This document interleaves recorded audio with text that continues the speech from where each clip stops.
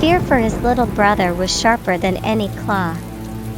Without thinking, without looking at the rain, at the wind that tore out his feathers, he jumped outside. His call, low for a chick, but full of despair, screamed, "Come back, baby!" Gray walked.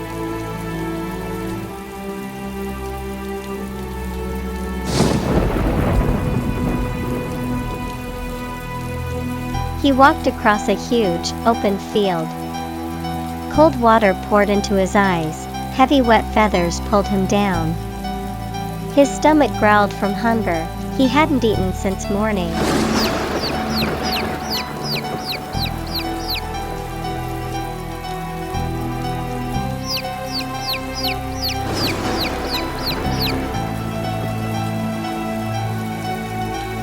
His legs were giving way from fatigue.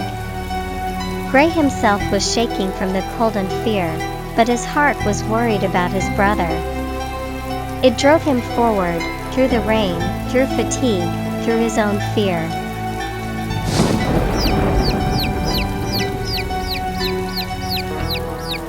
He made his way through the gray streets. 0:56, and he was very tired. He decided to sit down to gain strength.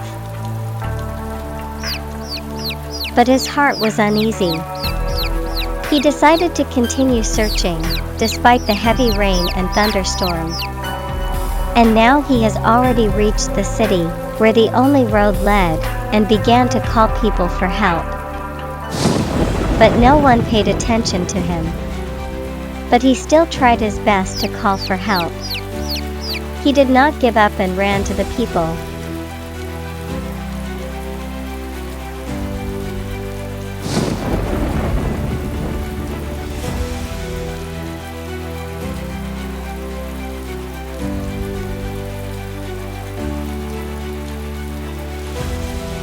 And suddenly warm hands fell before him, gently stroking him.